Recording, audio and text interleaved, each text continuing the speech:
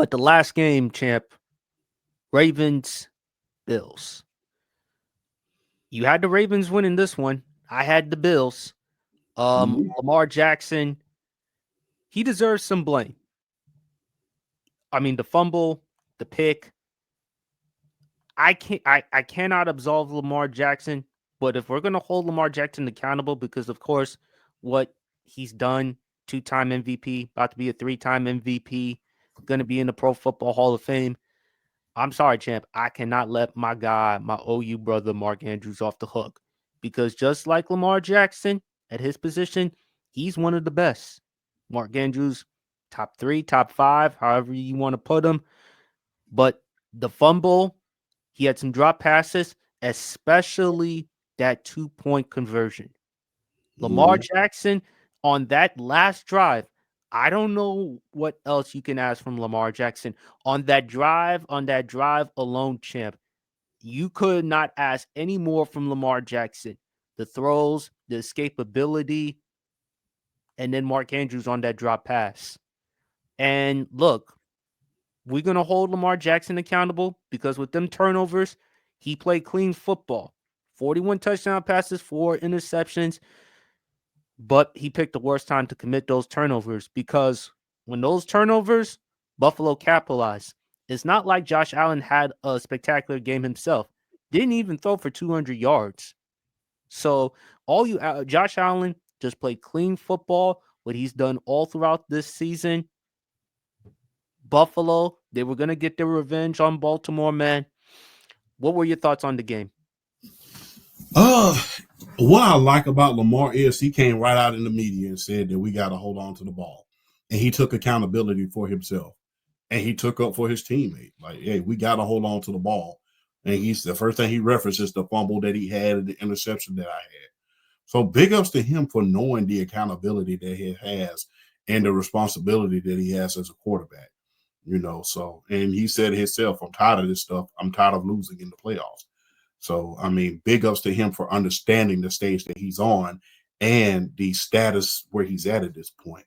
So big ups to Lamar. I will say this. Look, I will say this. Do I blame all of this on Lamar? No, because the thing is, those turnovers happened earlier in the game, and you still had a chance, not once but twice. Mark Andrews was wide open, and he dropped the ball on a 2-point conversion. He was not to mention that fumble. You was wide open again. Wrap up that ball. Stop being fancy. So that's not one chance that you had in order to win the game. That touchdown where that 2-point conversion, you had a chance to tie the game. When that fumble happened, you had a chance to go ahead. Because remember, the Bills had not kicked that other field goal as of yet. So they had a chance. If Mark Andrews doesn't fumble that ball after he catches that pass in the fourth quarter with 5 minutes left to go, they very well go ahead and they win. So you got to put a lot of the blame on Mark Andrews. I understand that. Look, the jury's out on Lamar at this point. Everybody is trying to blame. If Lamar would have had a decent game, which he did, he had a decent game, they would have still tried to blame him for everything if they would have lost. And I understand why. He is going on a 3-time MVP. He's about to be MVP3, and he hasn't been to at least past the AFC Championship. He hasn't won a conference championship with one of the most storied franchises in the NFL, in the Baltimore Ravens. So I understand why the blame is going to fall on his shoulders. But you have to think about this. The Ravens, when Mark Andrews fumbled that ball the first time, the score was 19. It was 19-23, I believe. I think it was 19-23. 24. So it's 24. He scores that touchdown, they go up by at least 2 points.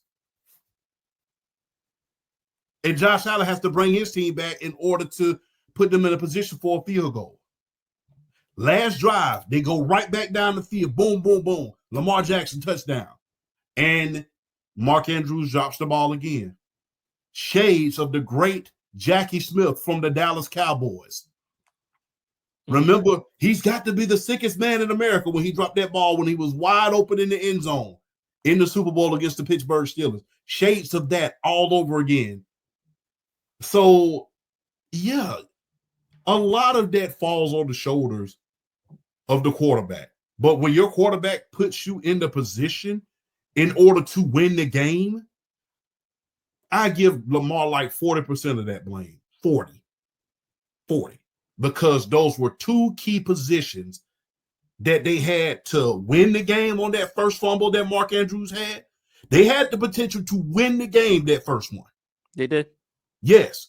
Then you come back. We come back to you again. Like they always say, you got to have amnesia in football. We come back to you again. Boom, you drop another pass. It's the Mark Andrews game. I put 40% on that on Lamar because he is the quarterback. You are the MV3.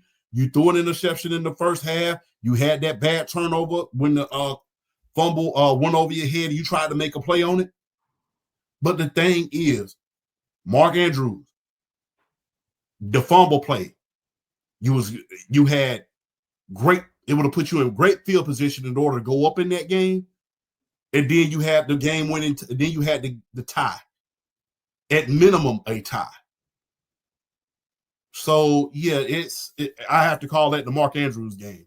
Yeah, we're going to blame Lamar because he's the quarterback. Rightfully so. MV3, you're supposed to play better. But one catch could have led to a score and could have led to a score on down the line because that would have put them on the 30, right, on the Bills 30. And then you was right in the end zone. And he put it, it wasn't like it was a bad pass. He put it right in your stomach.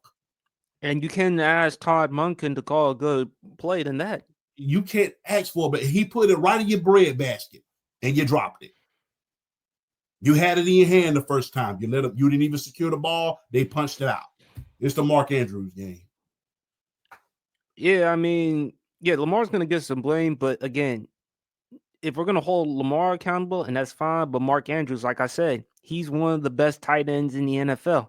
He can't get let off the hook, and it hurts me because, again, he used to play at OU, my Oklahoma Sooners. So, again, for those who just saying I'm being unfair to Lamar, I'm not holding Lamar accountable. No, I have to hold Mark Andrews accountable as well, too. A, because he's one of the best tight ends in the NFL, and also because, again, he played at OU. So I'm going to hold anybody accountable. I mean, look, go back to a video I did. I held Kyler Murray accountable, and he went to OU. So I'm being consistent. That's all I'm being. But I think with Baltimore, champ, have they reached their limit? Is this as far as they can go, champ? Because unless Joe Burrow decides to say, you know what, I've had enough of Cincinnati. If you're going to lose T. Higgins and Jamar Chase, I'm out of here. Is it over for Baltimore because Mahomes is still there? Allen is still there. You got to look at Denver. I mean, especially with what they had in Bo Nix, the first time they've been to the playoffs since the year they won the Super Bowl. The AFC is not easy, but has the Ravens, fair to say or unfair to say, have they reached their limit with Lamar? No. I compare this year to the year that the Indianapolis Colts, when Peyton Manning had that record-breaking year when he broke the touchdown record that was set by Dan Marino. 2004. 2004. I compare it to that year, and then they went to the divisional round and they lost to Pittsburgh. What did they do almost a year or two after that? They won the Super Bowl.